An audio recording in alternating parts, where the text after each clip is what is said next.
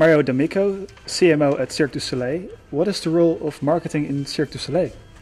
Marketing has quite a wide scope at Cirque du Soleil. I think it has to do with the origins of this company, which is it's a 27-year-old company. It's actually not that old. But the origins of this company really start with street performance. The founder of the company was a busker. He was an accordion player. He was a fire breather.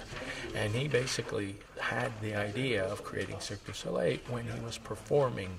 And a performer needs not only to perform when he has his audience, but he also needs to make sure that that audience knows where his next performance is going to be. So at a very sort of basic, rudimentary level, the DNA of Cirque du Soleil has always included marketing and performance, or let's say marketing and creativity. So at its base, marketing always had that role. Obviously, as we grew as a company and became larger and larger, we had to officialize these roles. So some of the disciplines that report to marketing at Cirque du Soleil are things like the obvious ones: sales and marketing, branding, advertising and promotion. Good. So as the company became larger, we needed to officialize a lot of these disciplines under the umbrella of the marketing department. So some of the disciplines that report to marketing at Cirque du Soleil are sales and marketing. We decided to combine those two functions. We have a brand group that is responsible for all of the branding within the Cirque du Soleil family. We have a corporate alliances group, which is sponsorship. That is all about our relationships with other companies who want to sponsor Cirque du Soleil. We have digital. All of our digital assets are managed by the marketing group, including all of social media and, of course, our website. We also have public relations, which is the more traditional media outlets, so television, radio, and print. The relationship with those media is managed by marketing. We have recently added the whole role of strategic planning inside of marketing. So the marketing group is the owner of the strategic planning process within Cirque du Soleil. So that means that all market information, all business intelligence information is managed by that group. And finally, the last role that we finally decided to give marketing was even the new business development role, which in many corporations or companies is outside of the role of marketing. It really is an independent role. But we thought because marketing is in contact with consumer and market information, that marketing would be in the best position to actually lead the new business development front. So that's marketing. It's quite a wide palette, and it's obviously really exciting to be at the head of an organization that places marketing right at the center of its operations. The role of marketing within Cirque du Soleil is obviously very important, and you exceeded it very well. That has been stated. The question is, does marketing have to be expensive? It actually doesn't, because you would be amazed at how little our advertising budgets are. When you compare our advertising budgets as a percent, let's say, of any metric that you want to measure, so if you want to measure it as a percent of top line, turnover, percent of profit, however you want to measure it, it's actually a very small number. And I think part of that is because we have the benefit of a traveling big top, which is one of the delivery systems really of our product, is under a big top. This big top occupies 20,000 square meters when it arrives in a city. So it's almost like a walking billboard in a city. That, plus the role that the people that work, including the artists, by the way, because with a big top will usually come about 150 employees. Half of them are artists, the other half are support technical people to the artists.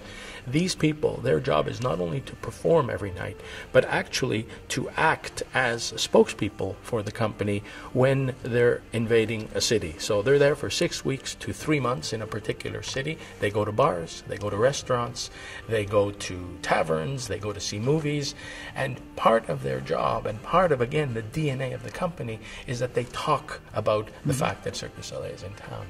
So we have 5,000 ambassadors out there that are constantly talking about Cirque du Soleil at a very, very grassroots level. So we actually don't spend that much money on advertising. Your company seems so specific. Do other companies have the possibility to learn something from your marketing approach? You know, I think every company is different, obviously. You know, this approach works for us. I don't know if it can work for every other company. All I can say is, you know, listen to how we do marketing at Cirque du Soleil, and if there are areas that inspire you at whatever company that you're at to do the same thing, then obviously we're only flattered that people would want to know that from us. But it really is part of who we are. It is part of the DNA of the company, and I think every company has to sometimes search back on its actual DNA to see what is the best way to go forward. Has that approach helped you for your long-term success, reinventing your DNA? I think that it has. I mean, I think when you look at Cirque du Soleil, we are now starting to move beyond just, I mean, our core product is live entertainment. That's what we do. That's how we were born as a company with Guy as a busker. We create shows. We have 22 of them around the world right now. We're starting to feel that maybe we're saturating that medium and that maybe we need to leverage the Cirque du Soleil brand into other areas outside of live performance. So we've created programs that actually have nothing to do with live entertainment, but have everything to do with the values of this brand, but as applied to other business ventures. And I think that's kind of how we can hope, anyway, that we keep this company fresh and we keep this brand fresh in the eyes of consumers. So there's still opportunity to grow? I think so. I think the opportunities for us are, like I said, outside of our core. Although, you know, I say that, and geographically, you know, we have not made a dent in big markets like China or markets like India, where the markets are just waking up right now to live entertainment. The middle class in both of these markets, as you know, is growing, and they are going to want to have sort of, let's say, Western style or different styles of entertainment. And I think once that happens, we will still be able to grow in those markets with our core product. But we also need to look at markets where we are developed already with our core products, which is basically the Americas and Western Europe and Australia.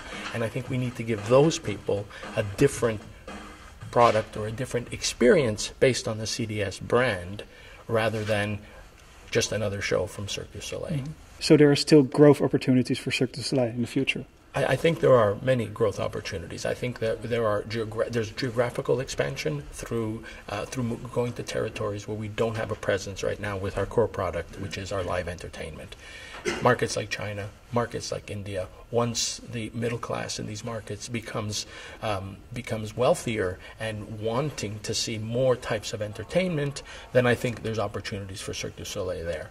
In our developed markets like the Americas, Western Europe, and Australia, where we have a lot of our core product, a lot of our shows have been distributed in these markets, we're looking at other ways to leverage the Cirque du Soleil brand, but in other business ventures. So that's the two-pronged growth strategy for Cirque du Soleil. If you could describe the marketing department of Cirque du Soleil in one sentence, what would it be? In one sentence, these are always difficult questions.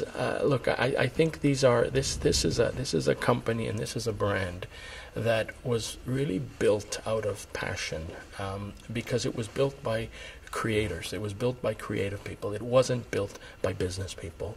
And I think that is also part of the DNA of this company. So you have a very group of passionate, committed individuals that it's almost like a religion in a way to spread the message of Cirque du Soleil. In a nutshell, that's how I would sum it up.